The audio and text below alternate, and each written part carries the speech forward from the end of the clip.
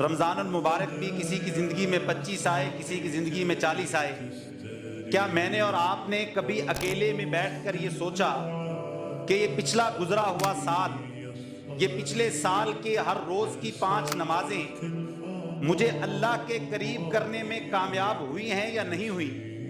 کیا میں اللہ کے قرب کو پا سکا ہوں؟ کیا میری زندگی کا مقصد وہ بن گیا ہے جو 1.25 لاکھ انبیاء کا مقصد تھا؟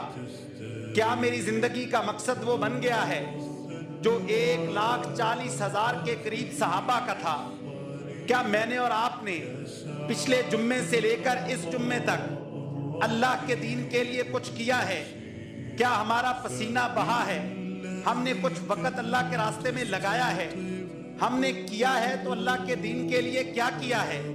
یہ ایک دن گزرا، ایک ہفتہ، ایک سال گزر گیا، ہمارے بچوں کی تعداد بڑھ گئی، کاروبار بڑھ گیا، ہم اپنی موت کے قریب ہو گئے، ہم اللہ سے ملاقات کے قریب ہو گئے، لیکن میرے بھائیوں خدا را میری درخواست پہ غور کیجئے گا، اپنی گزری ہوئی زندگی پر غور کیجئے گا کہ آپ کی زندگی سے اللہ کے دین کو کتنا فائدہ پہنچا۔ آپ کی وجہ سے رب کا دین ختم نبوت کے بعد جو ذمہ داری میرے اور آپ کے کندھوں پر تھی، اس ذمہ داری کو میں نے اور آپ نے کتنا ادا کیا ہے۔ اللہ تعالیٰ قرآن مجید میں گھوڑے کی مثال کا ذکر کرتے ہیں کہ آدم کے بیٹے گھوڑے کو تو پیدا نہیں کرتا، تو گھوڑے کو صرف چارہ کھلاتا ہے، تو گھوڑا تیری خاطر میدان جنگ میں جان دے دیتا ہے۔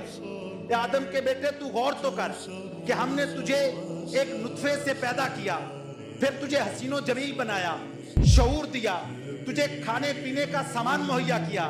اے آدم کے بیٹے تو پھر کدھر جا رہا ہے؟ ایک گھوڑا صرف خوراک کے کھلانے پر تیری خاطر جان دے دیتا ہے۔ تجھے میں نے پیدا کیا، صرف پیدا نہیں کیا، تجھے بڑا کیا، تجھے جنت کا راستہ دکھایا۔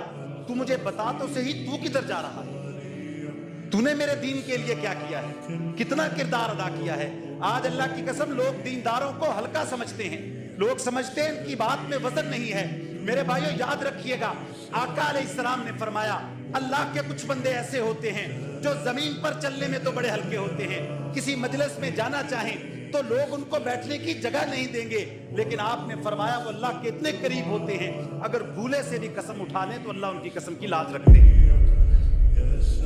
آپ دینداروں کو ہلکا کیسے سمجھ سکتے ہیں؟ اسی لا الہ الا اللہ کی بنیاد پر تو یہ کائنات قائم ہے، اور یہ دین کا دعویٰ کرنے والے، دین کے علمبردار اسی لا الہ الا اللہ کا تو نظام چاہتے ہیں، اور چاہتے ہیں تو کیا چاہتے ہیں؟ میں نے اور آپ نے اپنی زندگی میں دین کے لیے کیا کیا؟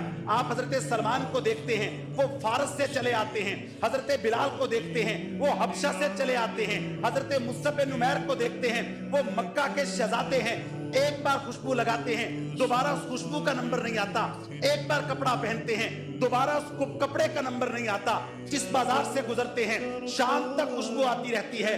اسلام کی خاطر مکہ کو چھوڑا ہے، حبشہ کی طرف جاتے ہیں، پھر مدینے کی طرف آتے ہیں، پھر جنگ احد میں شہید ہوتے ہیں۔ وہ نوجوان جو مکہ کا شہزادہ تھا جب جنگ احد میں شہید ہوتا ہے، اللہ کی قسم جسم پر ڈالنے کے لیے ایک کپڑا ہوتا ہے۔ صحابہ کرام آپ رضی اللہ تعالیٰ عنہ کے جسم اتر پر ڈالتے ہیں، چہرے پر ڈالتے ہیں، پاؤں ننگے ہو جاتے ہیں، پاؤں پر ڈالتے ہیں، چہرہ ننگا ہو جاتے ہیں۔ آقا علیہ السلام آتے ہیں اور آ کر کہتے ہیں میرے مصعب کے چہرے پر کفن کو ڈال دو اور پاؤں پر کھجور کی چھال ڈال دو اور اسے اللہ کا مہمان بنا دو۔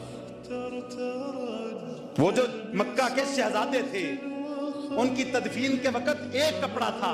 میں اور آپ تو شہزادوں جیسی پیدائش کے بعد شہزادوں جیسی زندگی گزار رہے ہیں، لیکن اللہ کے دین کے لیے کبھی ہمارا پسینے کا ایک قطرہ بھی نہیں بہا۔ میں نے کیا بات کرنی ہے؟ میں ہر خطبہ جمعہ میں یہی روتا ہوں۔ ابھی یہ اسی جمعے کی بات ہے، فلسطین کے ایک دائی نے جمعے کا خطبہ چند الفاظ کے بعد ختم کر دیا۔ اس نے کہا میں کیا لمبی تقریر کروں جب اس امت کو 30,000 لاشیں نہیں اٹھا سکی، پورے 20 لاکھ کی آبادی کو جانوروں کی طرح دھکیلتے ہوئے دیکھنا نہیں اٹھا سکا، تو میرے یہ الفاظ اس امت کو کیا اٹھا سکیں گے؟ آج میرے بھائیوں یہی حال ہو گئی ہے، ہم سب کا یہی حال ہے۔ ہمارے نزدیک دین ایک چند رسوم و رواج کا نام رہ گیا ہے۔ وہ دین کا نظام وہ اپنی زندگی پر لے کر آنا اور پھر اس دعوت کو کونے کونے تک پھیلانا، میں نے اور آپ نے اس کے لیے کیا کیا ہے؟ میں تو اللہ کی قسم یہی فکر آپ کے سامنے پیش کر رہا ہوں کہ سوچیں اکیلے میں بیٹھ کر آج رات کو سوچئے گا کہ ہم نے پچھلی ساری زندگی میں اللہ کے دین کے لیے کیا کیا ہے۔ میری وجہ سے کتنے لوگوں نے نماز پڑھی، کتنے لوگوں کا عقیدہ ٹھیک ہوا۔ خدا را میرے بھائیوں، اپنا شعور بیدار کیجئے۔ میں اور آپ مسافر ہیں اور یہ زندگی ایک سفر ہے، اور اس سفر کا اختتام جنت کے علاوہ کسی اور جگہ پر نہیں ہونا چاہیے۔ میں اللہ سے دعا کرتا ہوں، اللہ سبحانہ و تعالی ہم جس طرح یہاں پر بیٹھے ہیں، اللہ ہمیں اپنی جنتوں میں بھی اکٹھا فرما دے، اور اللہ یہ نبیوں والی فکر ہمارے اندر پیدا فرما دے۔